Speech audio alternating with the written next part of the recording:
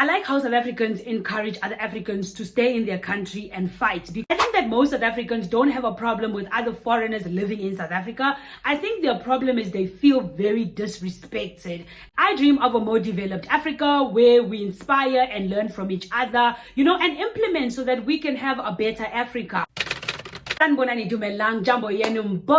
everybody, my name is Tete Makele, your gap-toothed girl with contagious energies. I welcome you and thank you to all the new subscribers. Welcome to the family. In today's video, I'll just be sharing my opinions on what I feel that other African countries can learn from South Africa. I've lived in South Africa for many years. I'm happily married to a South African man. These are some of the things that other African leaders can learn from South Africa. So without any further ado, let's get into the video. So number one for me is the beauty of South Africa. I feel like South Africa is a really beautiful country.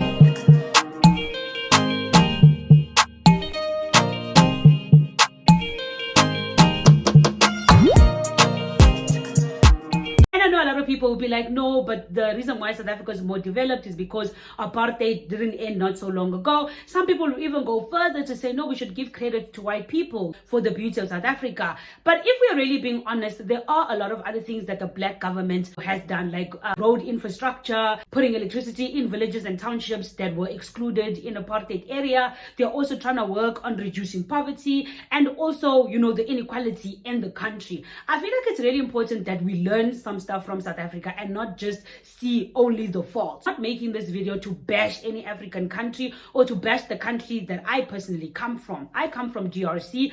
I feel like it's really important that we should learn from South Africa is how South Africa demand and hold you accountable for things that you promise, and also because they pay taxes for it. South African and their fighting spirit.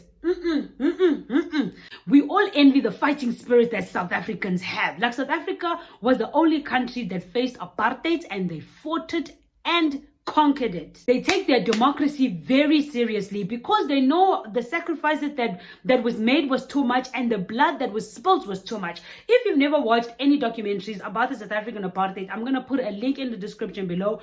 Please click on the link and watch it. South Africans don't take nonsense. They don't even worship their leaders. One of my subscribers commented something that I thought was so interesting. She mentioned that other African countries have been independent for more than 60 years. I know Congo is 62 years this year. Yes, I think. Please correct me in the comment section below. And she was saying that because South Africa just received their independence not so long ago, they should have been running to us, to our countries, because our countries should have been more developed, assuming that we stayed and we fought for our country. In all the other 53 countries, you will never find a community, like a place, like a Yeoville kind of thing where there are only South Africans. Because in Yeoville, we all know there's a lot of foreigners there. I think because the question that she asked at the end is, who is fighting for your country? At first, I was offended. I was offended because I know my parents brought me here for better life. South Africans are asking, why are foreigners ungrateful? Foreigners are saying South Africans are xenophobic, but are South Africans the only xenophobic country? No, they're not. One of my subscribers also posted there about something about Mr. Manager Niger. Oh my God, I couldn't even watch those videos. I couldn't watch videos because they're burning people alive, they're killing people, there's mob justice, or because somebody stole bread or somebody stole this or whatever. Is that not xenophobic? That is also xenophobic, but we fail to see that. I think it's unfair that some of us, left our countries and now we are living in South Africa. But we have the loudest, negative opinions about South Africa.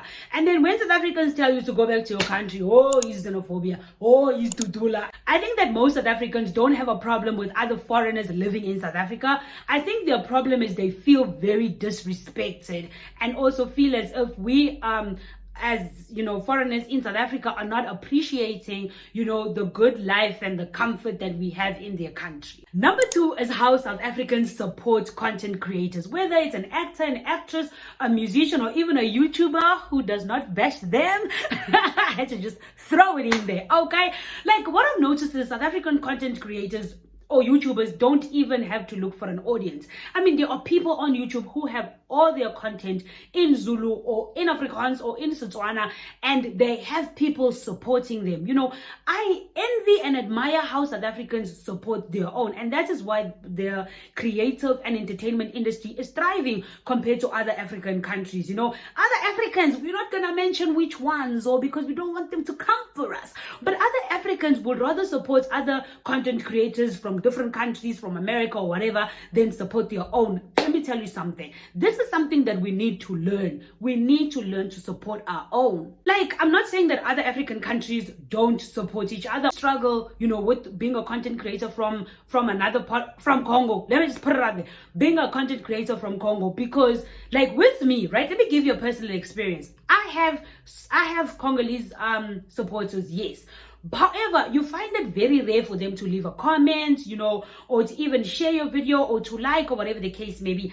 Until I posted about what I loved about South Africa. And if you didn't watch that video, please click up here and watch it. That video had so many comments from Congolese people. I was even shocked. I had no idea that there were so many Congolese people on YouTube, But when you make your other content, you have to struggle. You have to struggle for an audience because your people won't support you. South Africans buy made in South African products and also support locals. You can walk into a supermarket and you will find brands labeled made in South Africa, proudly South Africans, local as a lacquer. That spirit of Ubuntu is amazing. Where I come from, most of the stuff are imported. Not to say that South Africa does not import. They do import here and there. However, I feel like if they had to go into the shop, the preference would be the fact that it's made in South Africa. You understand? And also it encourages entrepreneurship, because when you start a business, you obviously employ other people, therefore you are creating jobs. The education system in South Africa, I think we can all agree that at least I can speak from where I come from. The education system is not very practical. In Africa, whether you're in high school or whether you're in university, you have resources and equipment made available to you so that when you are studying, you are also bringing it into practice. So it's not just a theory. And I think that is why most high-rated or top-rated universities are in South Africa. What I do know is that in Congo, when you do your matric, it's not recognized worldwide. You have to convert it. But when you do a matric in South Africa, you can go anywhere in the world, any part of the world, they will recognize. So come on, African leaders, let's up our game now. Let's take it to a new level. We need to stop making excuses. Like, we need to cut up with the excuses. South Africans care for the environment. They love their country and they want to preserve the natural resources. In other African countries, there's not a god, for natural resources. Like in South Africa, the beaches, the landscape, everything is beautiful, everything is nice and clean.